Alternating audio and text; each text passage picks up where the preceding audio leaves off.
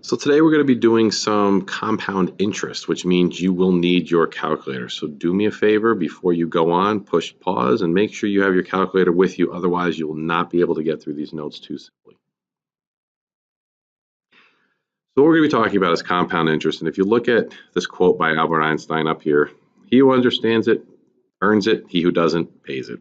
We've been spending a lot of time talking about loans and credit cards and the bad part of the compound interest. Well, now we'll actually just do the calculation of the compound interest if we want to start saving and make that compound interest work for us.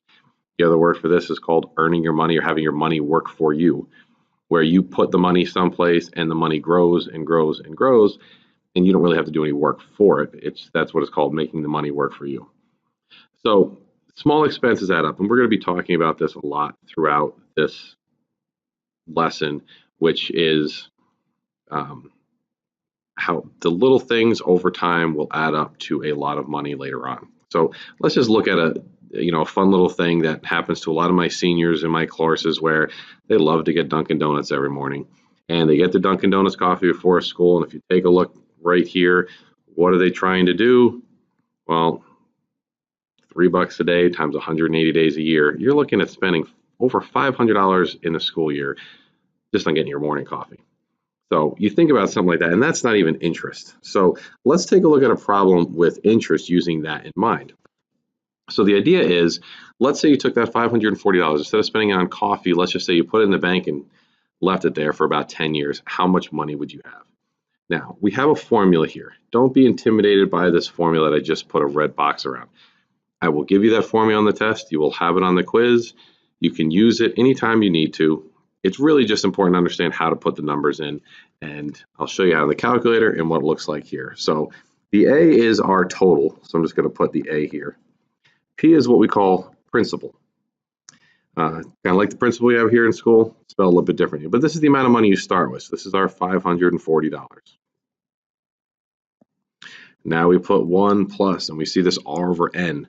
R is the interest rate, okay? Just go back to our decimal unit. We need to convert this percent into a decimal first. So this 2.5% is going to be 0.025 as a decimal, and that's what needs to go here. On the bottom is N. This is the number of times that we do this within the year, number of times we call compound it within a year. Well, we're only going to do this once. They're going to give us the interest rate once a year. So we put a 1 there, a 1 here, and then the T is the time in years. I'll put in years here, and that's going to be our 10 years. So we have this, and we want to make sure that we can get the right answer and find A. And what's nice about the calculator is you can just put this all in one step, make it look exactly like this, and we will take and put it in our calculator and get our answer. So let's move over the calculator screen over here, and we'll start by putting in our 540. Open up the parentheses, which is right above the 8.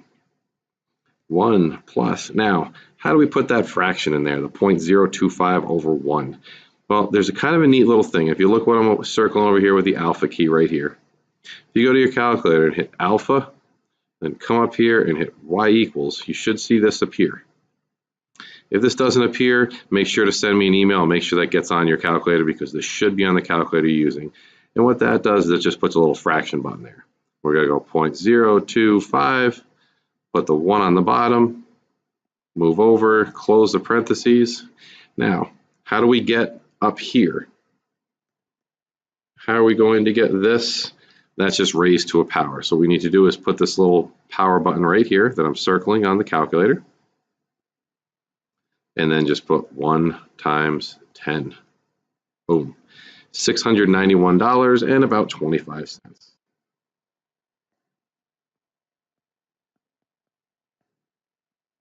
So you made $200 over a course of 10 years by simply leaving it in the bank and not spending it. Let's take a look at another problem. This is Michael. He's saving up to buy a car. He puts $8,000 into the bank and opens up a CD, which is just a certificate of deposit, which just means you're putting money in the bank. And they're going to pay him 2% interest, again, every year. So if you look here, we're going to do this yearly. And if you take a look, what we did down here, and what I wanted to show you down here, this is if you wanted to do it the long way. So since he only did this for 4 years, he started with 8,000, earned 2%, and got to this. The second year, he starts with $8,160, gets 2% interest on that. So notice it's a little bit more interest from the previous year because there's a little bit more money. You're earning interest on the interest and so on. You see that go up, and then you just keep adding the balance. So this is the number that we should be looking for to get our answer. So we're going to do this the shortcut, the shorter way, rather than having to do this. Because again, imagine if I went and wanted to say, hey, what about 15 years? You really want to do this 15 more times? I don't think so. So let's go again, and we'll use our screen here and then our calculator over here. So in our notes, if we want to find the amount, we're going to start with the principal, which is what we have to begin with, which is the 8,000. The interest rate we're getting is 2%. Remember, 2% is 0.02 as a decimal. We are again only compounding it once a year. It says interest per year. So once for 4 years, right? For how long are we doing it? So again, it's for 4 years and only one time each year for 4 years. If we did this correctly, if we can put this over on our calculator, 8,000, 1 plus. Let's use our alpha y equals key to get our fraction.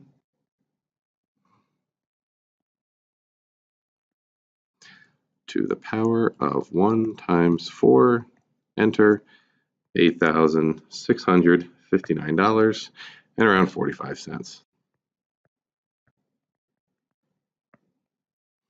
And you'll notice our answers match up. So that's your compound interest. And what I want to do is just show you 2 more problems. So let's say we go back to Michael. It's the same problem we were just working on. So let's say he has his $8,000, except this time we're going to compound it every quarter, or we call this 4 times a year, right? There's 4 quarters, so 4 times a year. So the only thing that will really change, if we just pull this up here, we want to find our amount we owe, 1 plus the interest rate of 0.02. The difference is now is this number here is going to be 4 because we did it 4 times a year. So the 4 times 4.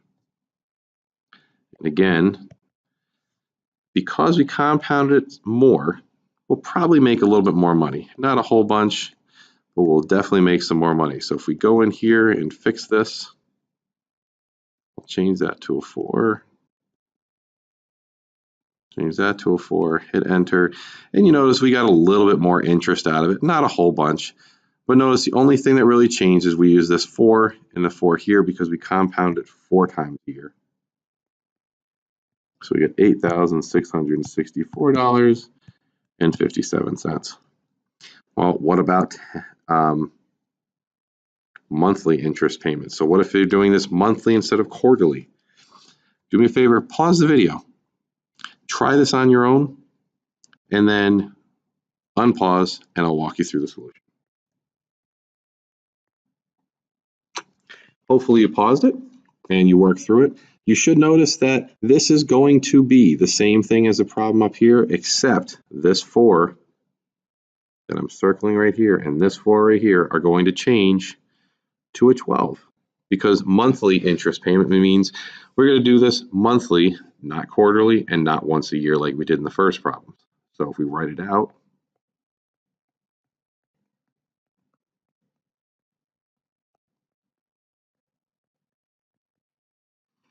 and again, make sure you understand what you're doing here. This is our interest rate.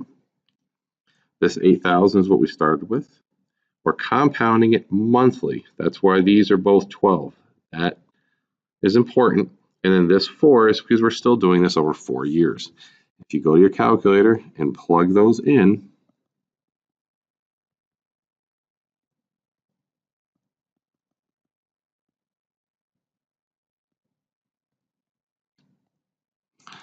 there you go, $8,665.72. Now you understand how compound interest works.